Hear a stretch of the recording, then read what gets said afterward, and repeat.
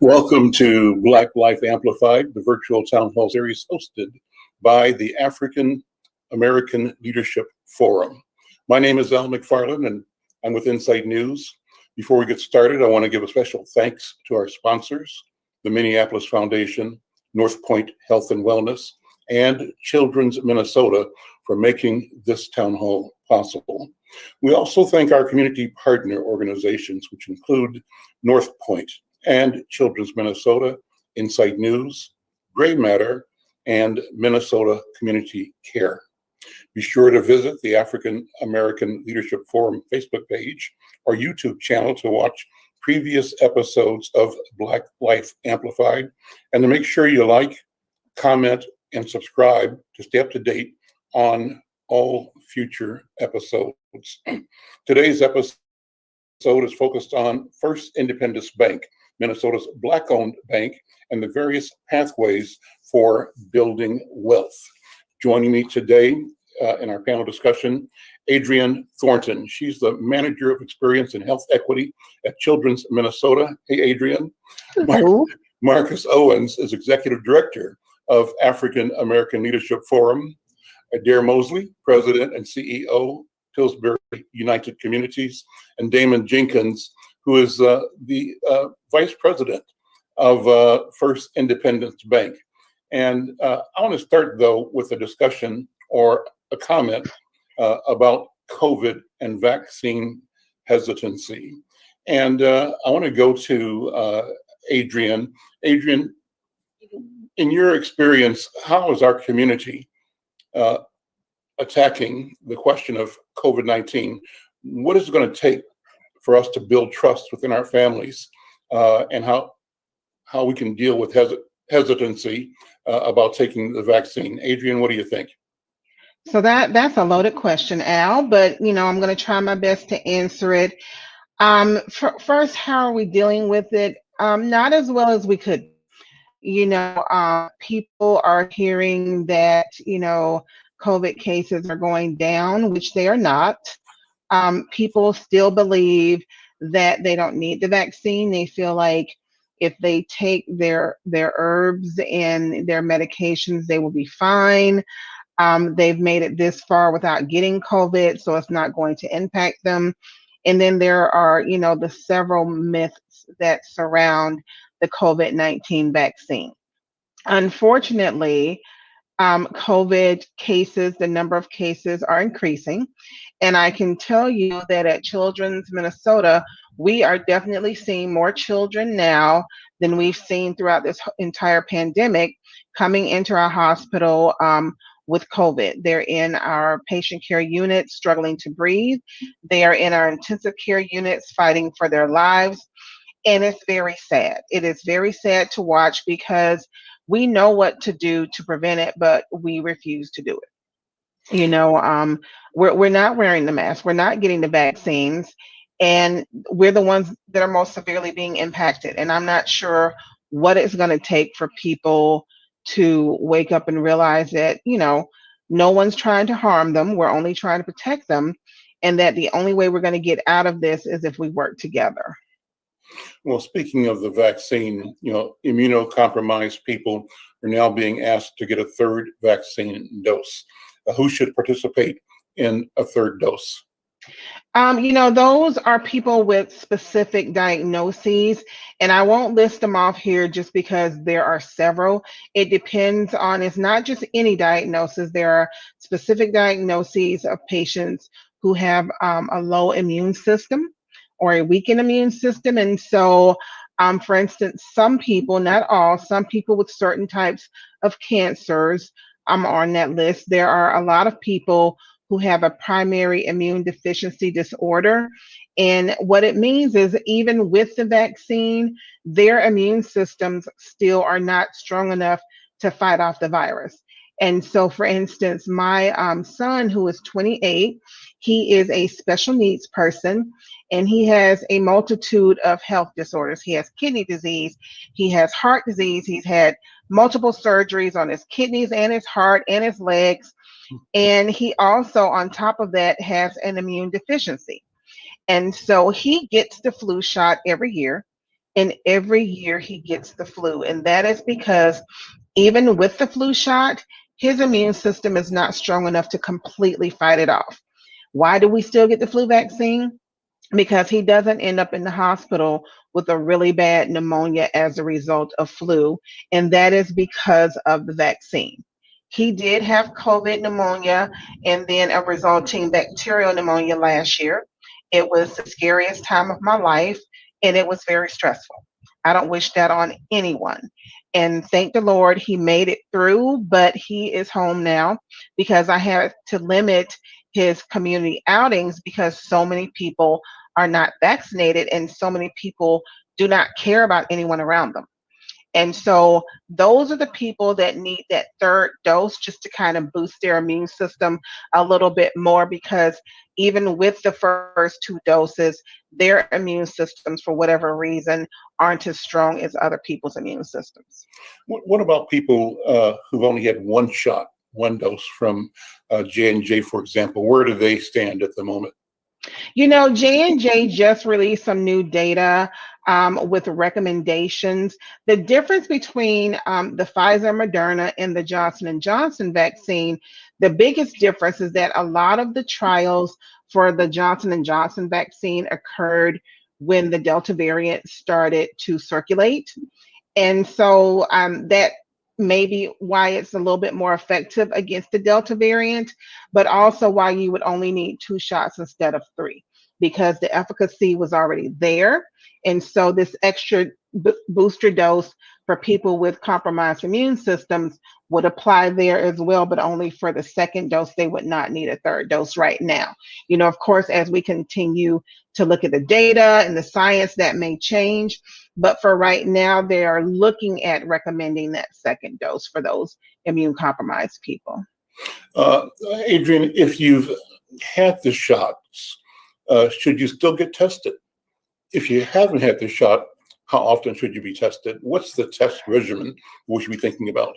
Right. So if you've gotten vaccinated and you've gotten both doses, really you only need to get tested when it's necessary. So if you get an alert that you've been exposed to someone who tested positive for COVID and you develop symptoms, then you should get tested to see if your symptoms are related to COVID.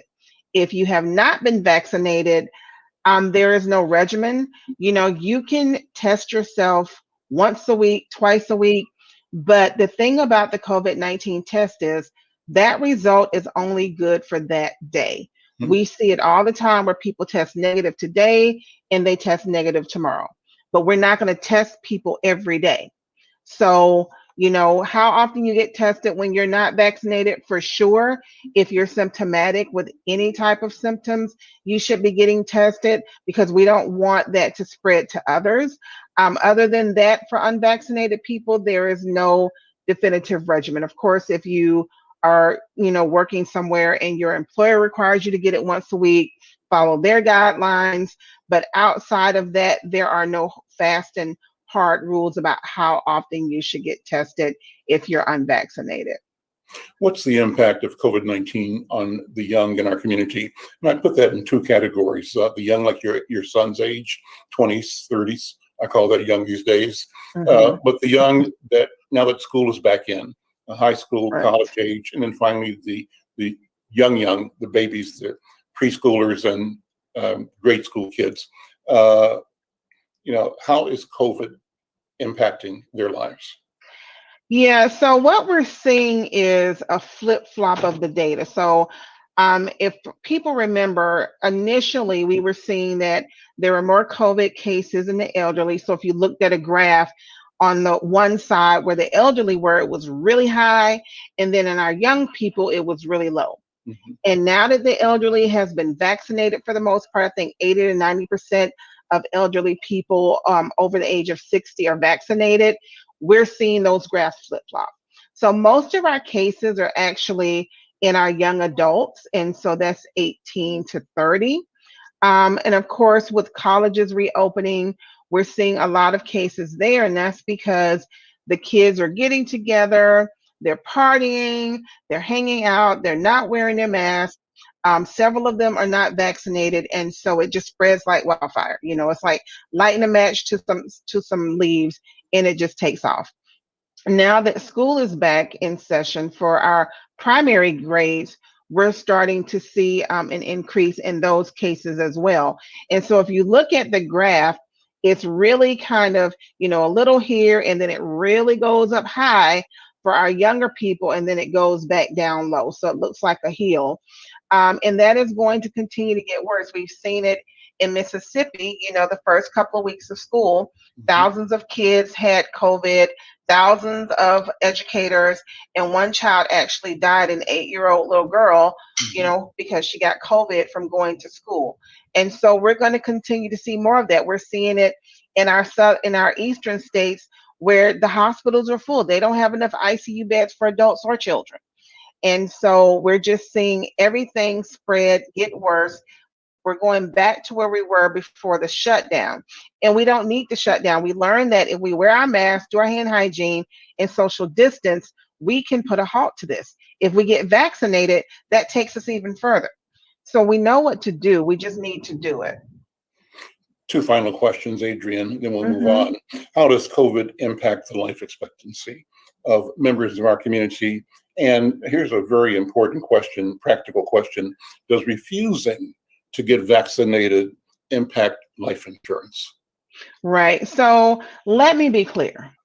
With the increase in COVID cases, the increase in hospitalizations, the increase in intensive care unit stays, the increase in deaths related to COVID, the majority of those are in Black and Brown people.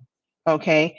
We are still making up the majority of those cases. So that's how it's impacting our community.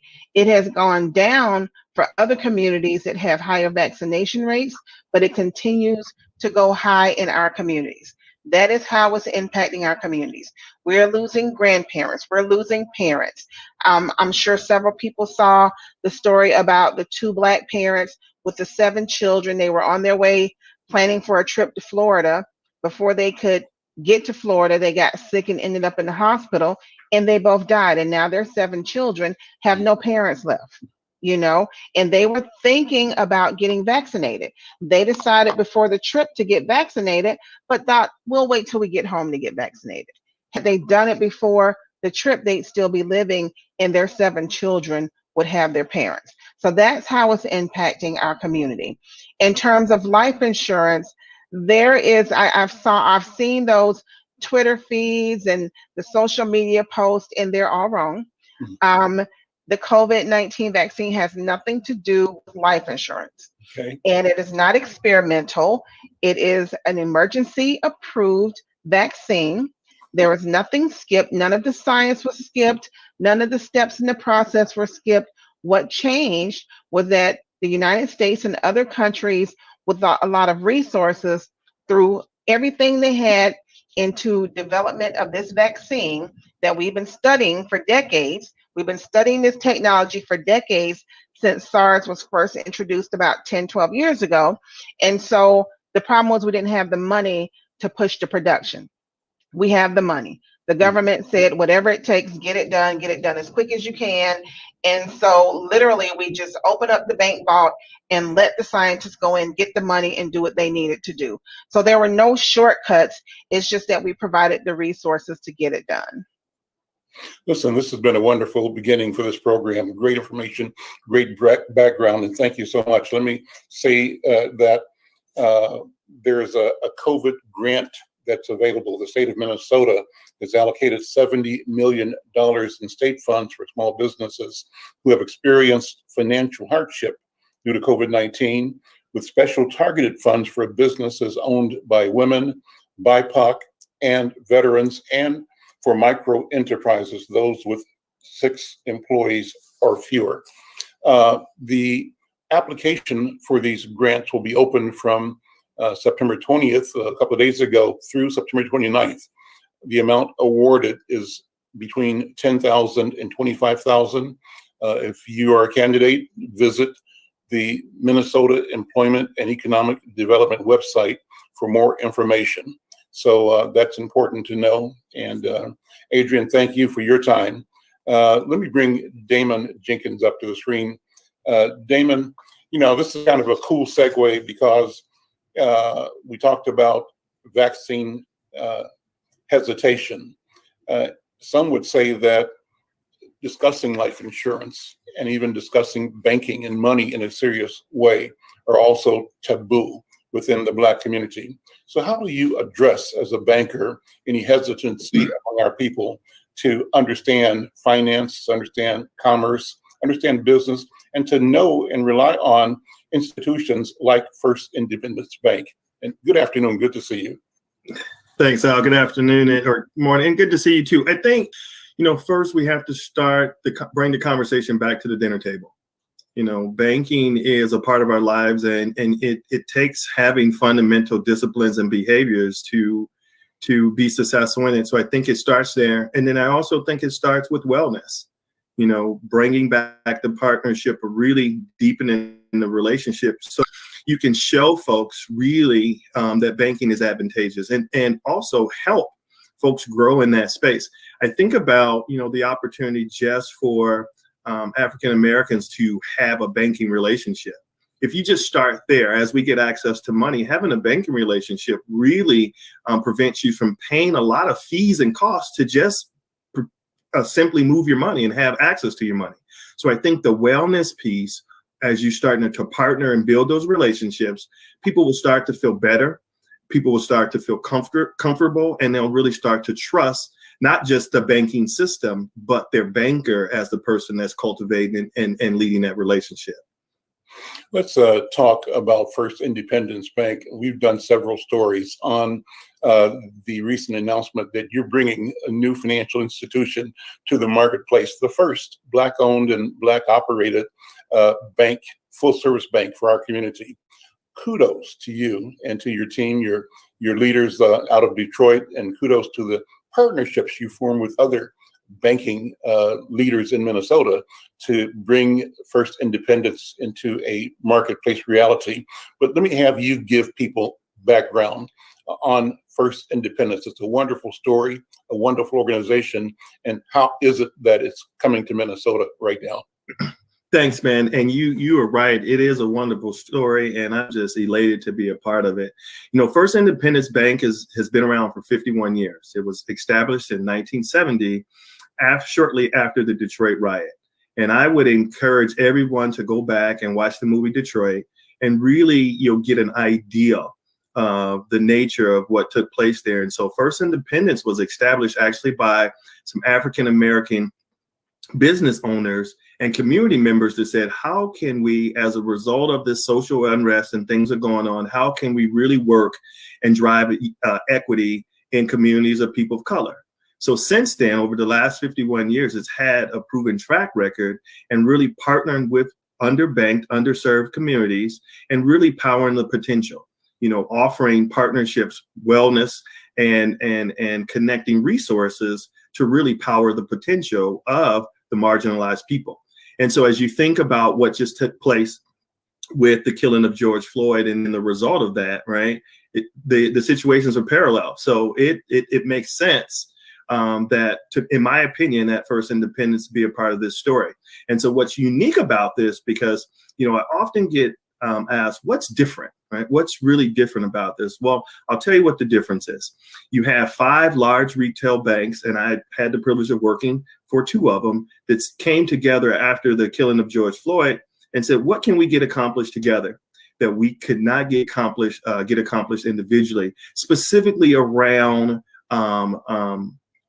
creating equity in communities of people of color and African Americans. And so that's different, right? And so this ecosystem was created as a result of that, where given First Independence tenure and experience in this space, so well, you know what, let's partner with First Independence because it's the opportunity to stand it up here, given the same kind of discrepancies that we face here in Minnesota. Specifically, why was the unrest and social unrest and riots was a result of police brutality. So same or similar opportunities posed here. Then when you look at Minnesota having the largest housing ownership disparity in the nation as it pertains to Black or brown people, I mean, there was opportunity. The timing was right. And having this financial ecosystem is going to really create the opportunity for all of us to sit at the table and say, how do we really together look at creating opportunity, but more importantly, wedging some of these gaps that affect the lives of the communities of color. So we're going to dig deeper into the story of First Independence. I want to get some reactions, though. And I can tell you that at Insight News, we were elated, excited to learn about the coming of First Independence. And so I think that other institutions have the same reaction. And I'm going to have a chance to test that right now. I'm going to go to my friend Adair Mosley, who is the leader at Pillsbury United Communities. Adair, jump in here. What was your first reaction when you heard that First Independence was coming to town? And how does this align with or impact your priorities as a leader, Pillsbury's priorities as an institution that serves our community? Yeah, absolutely. Thank you and good morning. Like all of you, just simply elated that this initiative that we had the leadership within our region to be able to bring this to fruition, that individuals saw that this was the time. So echoing a lot of Damon's comments on why this was so important. I think it psychologically signals something to the Black community that we have this type of institution and an investment coming to the Minneapolis, St. Paul, and greater region. So its possibilities are absolutely endless. And we've long had a discussion and a narrative in this community around needing and wanting a Black bank. And so hopefully this is the catalyst for further other initiatives. We need to operate from a place of abundance and thinking about what are the other institutions that we could perhaps stand up, especially in the financial services sector. This advances our work as an organization as who are largely serving not only Black people, but an array of individuals of beliefs and cultures who are both unbanked and underbanked. We know that predatory practices and lending, we know that the relationship with finances, particularly in Black and brown communities, is tenuous. And so I'm hoping that this institution is going to center rebuilding, recalibrating that relationship, being patient with communities who have just frankly, as Damon said, again, been marginalized, disenfranchised from a system where there's been structural and institutional barriers that have been stood up against really creating economic prosperity, wealth within Black communities particularly. Marcus Owens, what's your reaction? How does this idea, this opportunity impact you individually as a citizen, as a leader, and also the mission, vision of your organization, African American Leadership Forum? Yeah, thanks, Al, and good to be here with you all this morning. You know, I'm really excited. I've gotten to know the leadership at First Independence Bank over the past year here, and just understanding their story, and then the approach to come in, making sure that they're engaging with community and ensuring that we have leadership from our community as part of the bank, as now having Damon being the senior vice president there is really exciting because it's one of those pieces of the puzzle that we need to really get independent, or I would say liberation for our community, economic liberation, because you need financial institutions that are led and operated by people that are coming from our community because they have that lens and that perspective of what our community may need. And I'm really hopeful that by having this institution that has history in cities like Detroit and other places across the country here, that they may have a unique perspective in order to serve our community. So I'm really excited about that piece.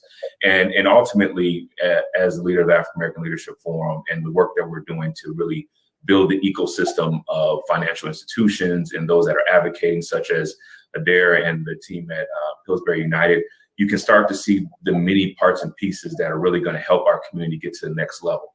After this past year and a half and seeing what has happened to our community economically in particular, we need leaders like Adair and Damon to come in, and others such as Dorothy Bridges and Aaron Horn McKinney as well with the African American CDC and others across the Twin Cities region here, to really continue to step up and be invested in, so that we can work collectively together to get what we need to get done for our community. Derek, come back in and talk broadly, if you would, about building wealth in the Black community. What are the challenges and what is the vision? I believe that great days are ahead of us. I believe that we are continuing on a path of individual and family and community awareness, and a path of cooperation between and among us that we haven't seen for a while. And so I've got a positive attitude, but I wonder what you feel about our expectations of ourselves should be. Yeah. What do you think? Absolutely. And we have to operate from a place of an asset-based approach. We have to believe that hope is on the horizon in order to really undo the kind of economic inequality that has existed and really metastasized in our communities. At this moment, I believe we're going to need to pull all levers, right? The challenges are just far too pervasive, too entrenched. That one solution will not work. It will require multidimensional and multiple strategies. That I think at the highest level, one of the things that certainly will work is reparations. We need to be thinking about and undoing the harm that has been caused in this country, that has really disenfranchised, stolen, stripped the wealth of Black communities. We've seen examples across our country and right here in our own backyard with Rondo and other neighborhoods that have frankly lost generations of wealth. And so we need to be thinking about reparations. We also need to be thinking about income inequality. We need to, and the levers that are the bedrock, or the things that undergird that: education and reestablishing our institution. Education and income are two of the top priorities that this city, and particularly in our Black community, we need to be prioritizing those. And we know that from that, the things around health disparities, that what we're talking about in the other inequalities around housing, a lot of things are birthed if we're able to answer the question as it relates to both income and education. And then lastly, I'll say is this is not going to change without being coupled with policies, and policies that align with both the fiscal and regulatory mechanisms that's needed to create change. If we're not putting up policies that setting up policies that really challenge lending practices, predatory lending practices, policies that get at why are Black homeowners, the value of their homes being appraised much lower than their white counterparts. So we really need to be thinking about a broad spectrum of both services and policies in this moment to be able to get the type of parity and to be able to build that generational wealth.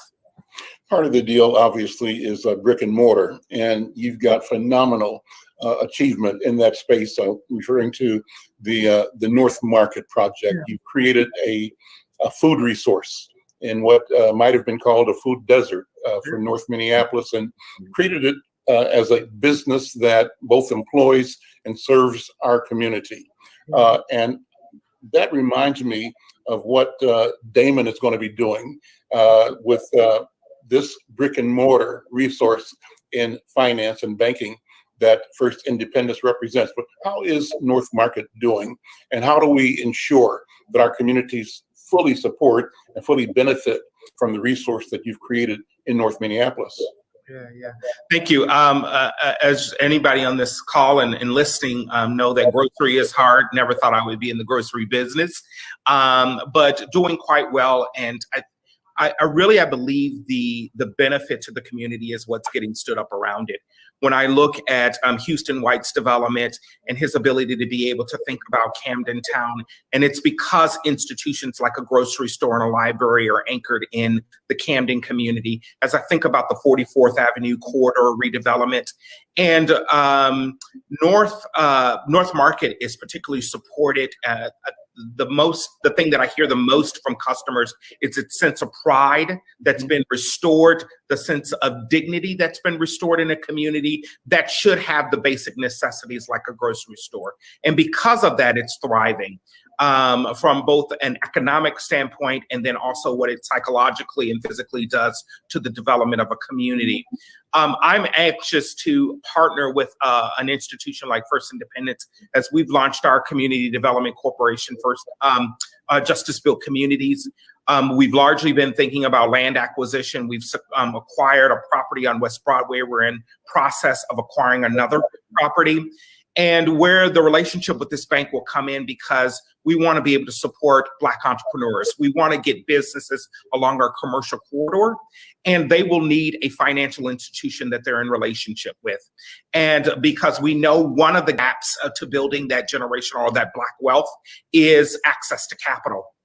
And I think that this is going to require really innovative solutions. And that's where a partnership between a community-based organization and a financial institution can be critical to the support of Black entrepreneurs, where we can come in and be able to support or secure through philanthropic support so that the bank doesn't take all that risk.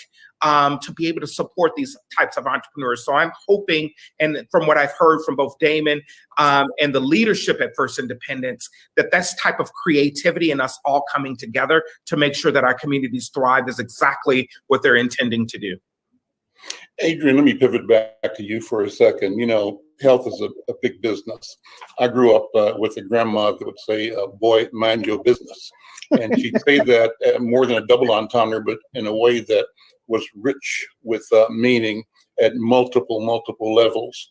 And as an adult, I've heard her voice and I interpret it to say to myself and to our community, our health is our business. Our health is our business, and we have to mind our business.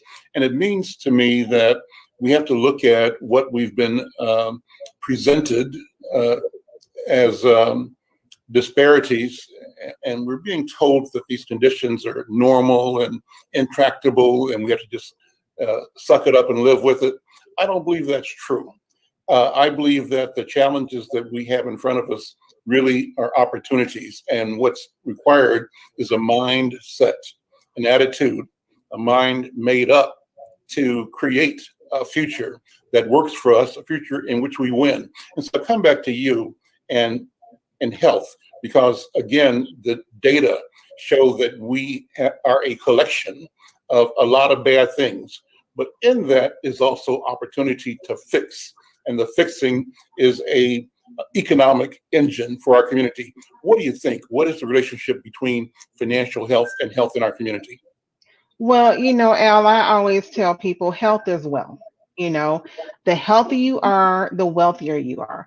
I think because of our insurance industry, people don't fully realize how much they spend on their health when they're unhealthy. And so, you know, I always tell people, think about it. If you live a healthy life, you can spend less money on medication, because even if you have insurance, you still have to pay a copay. You have fewer lost work days. If you feel better, you do better. And so it's very hard to function at work at a high level of performance. And especially if you're trying to get a promotion, how are you going to do that if you don't feel well? And so, you know, people have to realize that our health really does determine what our future wealth will be.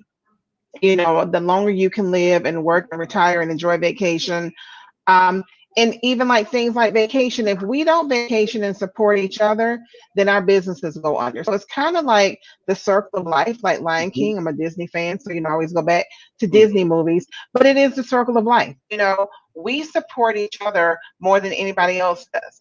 If we're sick and in bed and we can't work and we don't have money, Now we're having to borrow money or go and use other resources that could be used other places, but also we're not able to support each other. And so spend less money on medication, spend more money on oatmeal. And I'm a classic example of that. I have some health issues, and I decided this year that my health would be a priority. And so my number one goal was to eat out less, even though I do frequent my Black-owned restaurants because they can cook. But, literally I eat more oatmeal so that I don't have to take more medication for high cholesterol. And it sounds simple, but it is that simple. Oatmeal costs less than medication. Why would I opt for medication when I can eat oatmeal? And you're absolutely right. Oftentimes providers, and to no fault of their own, and it's not that they're necessarily targeting us. Sometimes, some of the physicians are, but they have guidelines, and the guidelines say if your patient walks in, their blood pressure is here, then you treat them with this. It doesn't say if you treat them with this and they're Black, they're more likely to have kidney disease, 10 years down the road. And all doctors aren't going to know that. So we have to take responsibility for knowing what we're taking, what we're doing, and what's good for our bodies. Because if you knew that the medication you're taking for your blood pressure is going to cause you to have kidney failure and be on dialysis in 10 years, what would you do? Would you keep taking that medication, or would you try to figure out what you can do from a diet and exercise perspective to fix that so that you don't have to take that medication? Again, health as well. The more money you spend in investing your health now, the more money you have down the road. Great comment. We're losing your signal. You're degrading every now and then, but I think we heard that clearly. Thank you so much. We'll return back to Damon. Damon, this has been a wonderful conversation. I think wonderful for you to hear these voices, but I want to also present your voice. And given the flow of this conversation, what do you think it's going to take for First Independence to win the trust of the Black community, in particular, the community in general? How are you going to do that? I think leveraging and leaning into what you've heard everyone talk about in regards to this ecosystem, where you have resources to connect people, whether it's banking, whether it's, nonprofit foundations, whether it's businesses, but really leveraging resources to meet people where they're at. I can't bank people unless they have access to money. And so, how do we really partner and think of ways to connect people to jobs, to get them into the workforce, so then they can start to generate income. And then from there, I think what you're going to hear me continue to say this because I live it and I believe it. I just think it's wellness. Everything that we talked about, whether it's financial wellness, whether it's health wellness, whether it's education, right? Just wellness. How do we partner with you and get you to a point where you simply, as you now have access to money, you don't have to pay so much in fees and things to negotiate your money. And then once we get you there, how do we get you to a point of understanding that it's more important to save than what you're making? So then once we get you there, that'll start to satisfy some of those other areas of repairing credit and establishing credit. And then you get to a point where you do borrow, but when you borrow, you don't pay ridiculously interest rate charges because you're not credit worthy. And how do we become financially responsible? And I say that's a process. There's different phases to that. And I honestly feel that that's the key. And when those are done correctly, when it's done genuinely, that's going to create the relationships where the trust will come, right? The trust will come because people will see the benefit. They'll see that I'm here for the long run. And then understanding that in the banking business, no doesn't mean never. No means not now or not at this moment. And so how do we partner with that to get you ready, right? To get you financially responsible and capable beyond just being able to borrow, but then being able to borrow for cheap, beyond being able to even save money. But then we can talk about investments and really growing your money so you can really have one additional avenue towards wealth. Home ownership, get you there, and then maintaining the home. But then to the point of how do we still, along with that process, keep you connected where you understand that health as well. Unfortunately, people care more about their finances than their health. And so how do we keep that as a part of this journey as well? Because I want you around to be able to enjoy the fruits of your labor versus spending it all into Adrian's point to medical bills. So I love that analogy. It's cheaper to buy oatmeal than to buy medication. And so I think all those things collectively working together, Al, truly creates an opportunity to earn that trust. And from there, that's when people will really buy into the banking system, specifically Black folks, will buy into the banking system as a fundamental way of life. You've gone down this path already in the conversation, but I'll give you a chance to even build on what you said, Damon. It's so important. And I want you to talk about, given what you just said, the long-term impact that you expect the bank will have, First Independence will have on our community. And maybe in describing that, I know one of the particulars that you all noted in deciding to come here was the crisis in home ownership and wealth. Due to home ownership, there's a huge gap in the ratio of ownership in the Black community. And as I said, you can bemoan the fact, or you can see it as an opportunity. And I believe that the bank is looking at this as an opportunity and as part of its strategy for building wealth in the marketplace. What do you think? What's the vision, and how have you identified homeownership as one of the strategies for building business and building community? Sure. Well, as stated, we know that Minnesota has the worst discrepancy when it comes to home ownership for Black and brown people in the nation. And so there's an opportunity to really bring accountability to that and to really work to change that. And that's definitely a priority of the bank. You want to be at the table working with folks in the private and public sector to say, how do we, again, participate in this ecosystem that supplies the resources?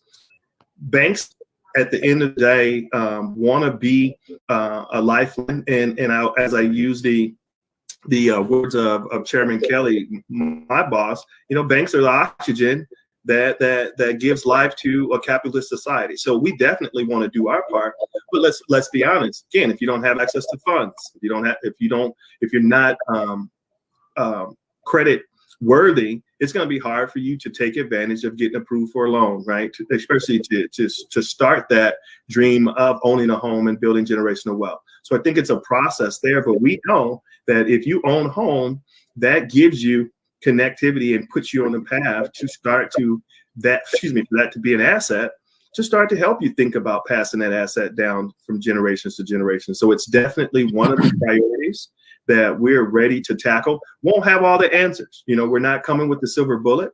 As I'll use some of our colleagues' terms, we're not coming with the sage of the stage. So it's nothing that we'll be able to solely get accomplished by ourselves. But given this space that we've been in, given that the need here in Minnesota, I just believe that we can come and offer support.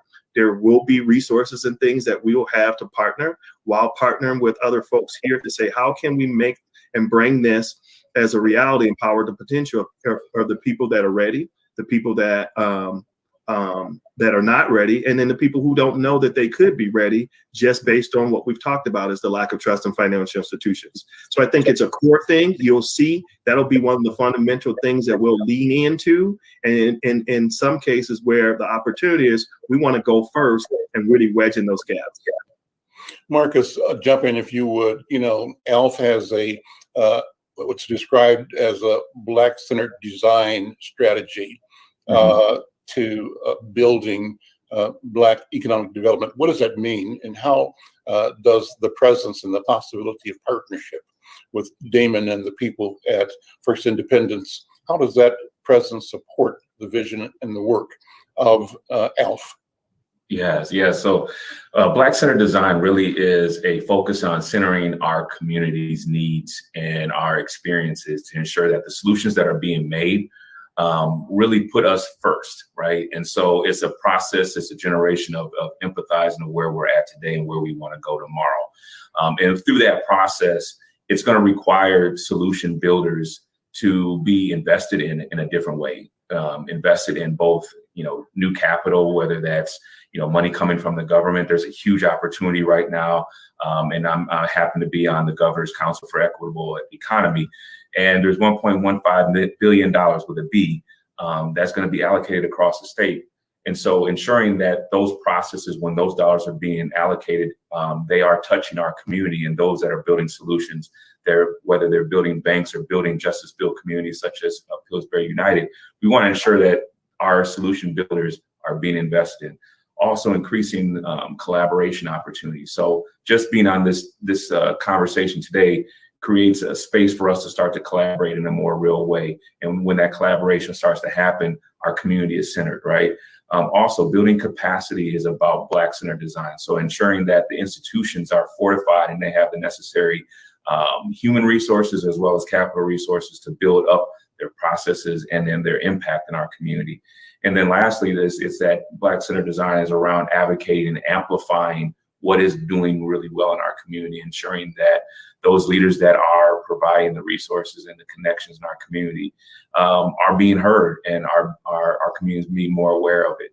So really, with all of this that's happening right now, just this moment right now is Black-centered design.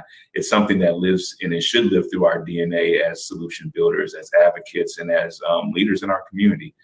So I'm really hopeful that, having the addition of First Independence Banks gives us, a vehicle to put forth our wealth into a real way so that it expands across our community, whether that's increasing home ownership, whether that's increasing access to retail banking services, or minimally being more educated about the financial institution space and having people that we can trust, like Damon and the team that he's going to build, that's going to be locally here and from our community. I mean, I'm just really thrilled to be a part of this time right now, because we have a real opportunity to ride this wave of change and this awakening that people are having, to really, bring us to the forefront and get us to where we need to get to. Damon, let me take a few minutes to let you go back and provide some particulars, some details of how people can connect. If people want to start doing banking when you open, how do they do that? How do they plan to support and be supported by you? The question is, how can the community as a group or as individuals weigh in on the opportunity to engage with you and help you shape the products and services that you're going to be offering to the community? Well, I think what I would challenge everyone to do now is go to firstindependence.com and really get familiar with the bank. We're operating in Detroit. We've been there. And so you'll really get an idea of where we're at, the space that we're planning, and the resources and things like that. And so then can people open accounts now? Well, they can. However, I would rather. You want the business locally here? Yeah, I would rather them wait until early November when we stand it up here. But you know what? If for whatever reason, if there is a need to join the FIB family right now, D Jenkins at firstindependence.com, I can definitely facilitate that. However, if there's a little grace and a little tolerance, we're planning to open doors here early November, and we will have the staff that then you can become connected to. I'll be there and we'll walk you through, what we're about. I just encourage doing the research, right? Just to know what you're getting yourself into, because it is a banking relationship. And that's a part of this whole wellness process of doing the research and reviewing any financial institution prior. And from there, like I said, once we open up, then we'll have the personnel where you can reach out to us directly, and we'll facilitate via appointments and things like that. We'll be in the communities doing different outreach and different connection events just to give access.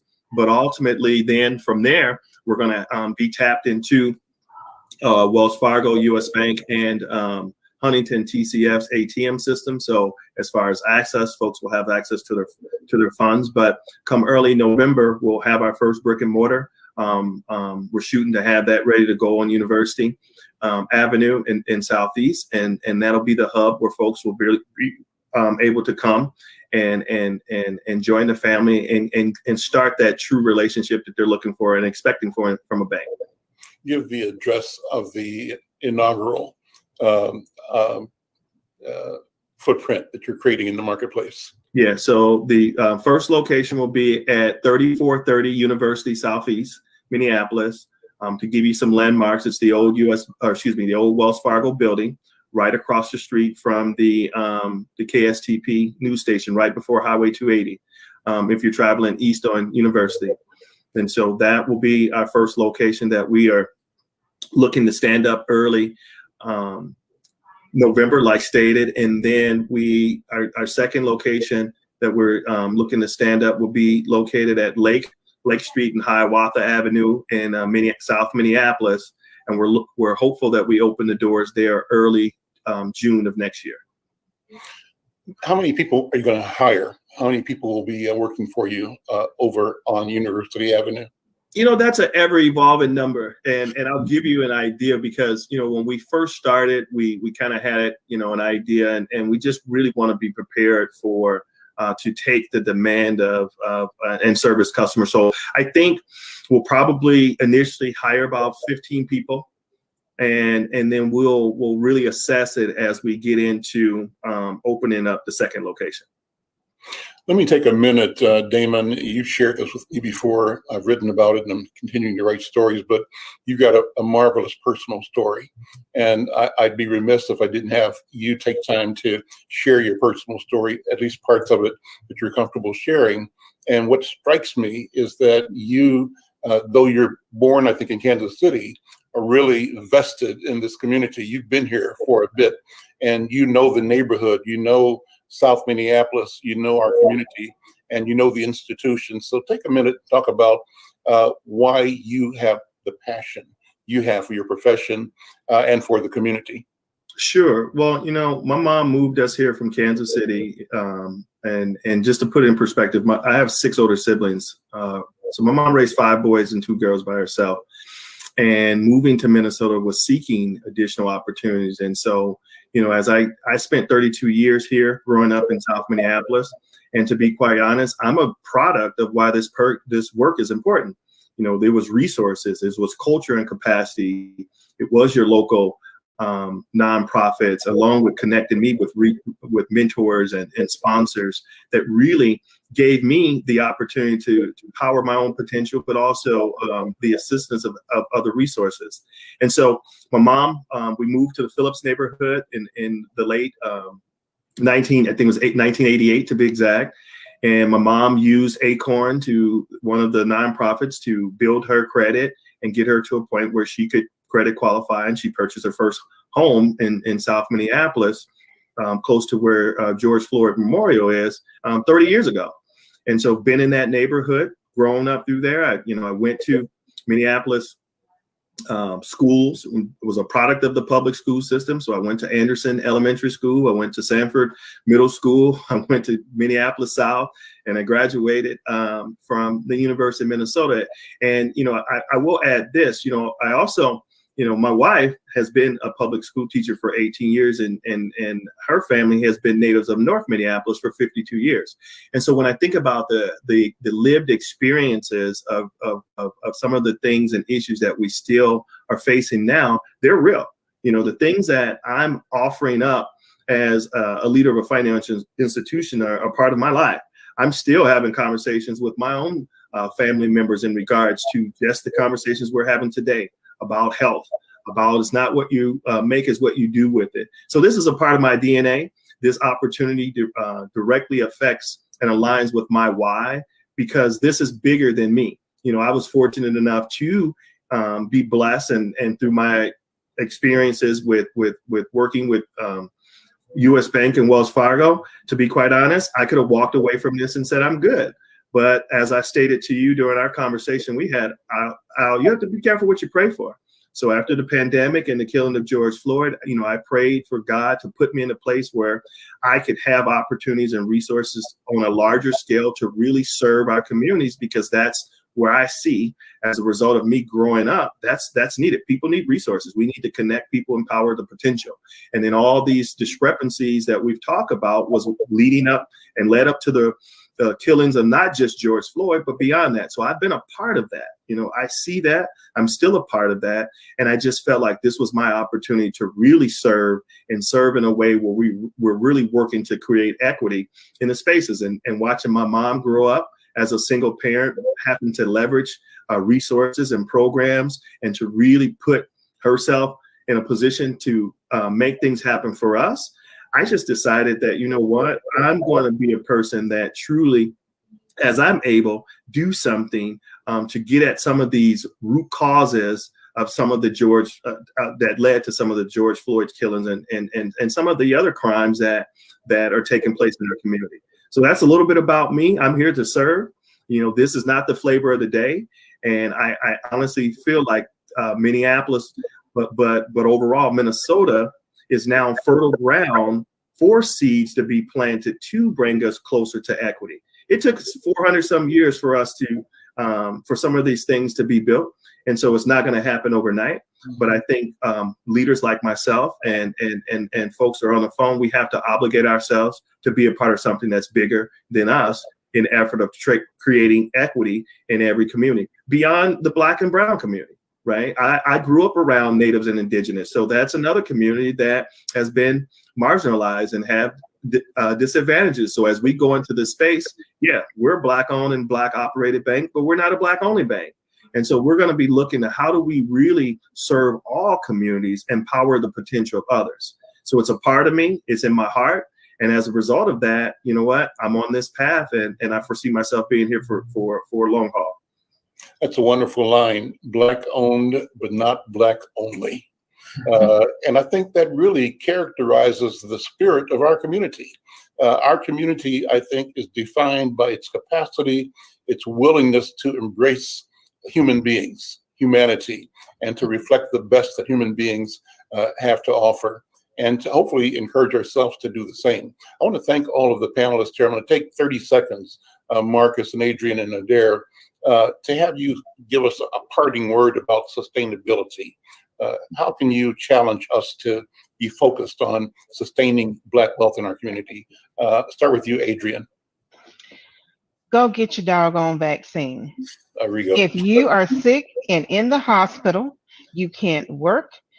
Therefore, you have no money to put in the bank. Therefore, you have no savings to build upon. Therefore, you have completely stopped your Black wealth building. Go get your vaccine. Marcus, go ahead. Right on, Adrian.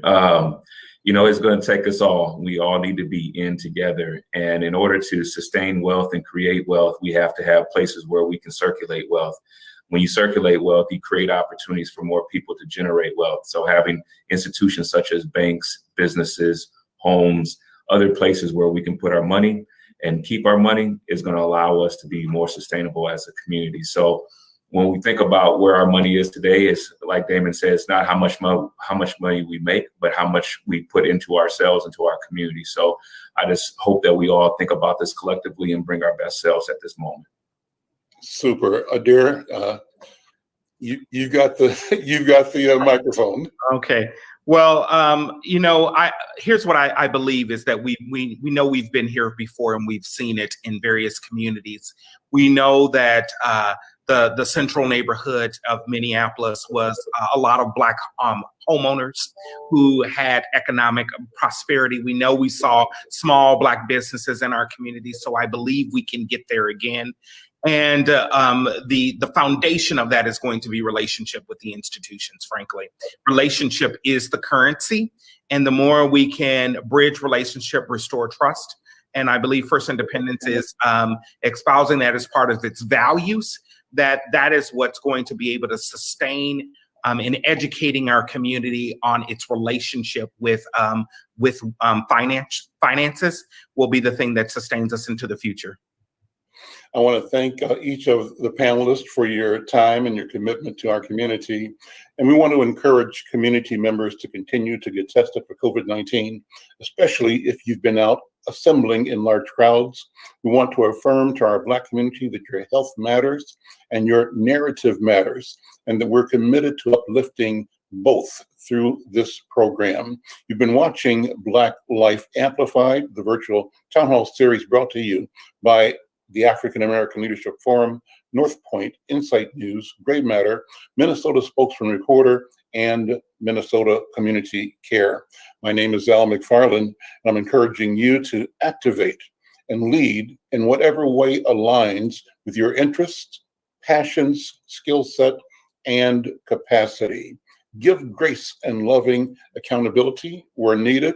Have a great afternoon. We'll see you next time. Thank you.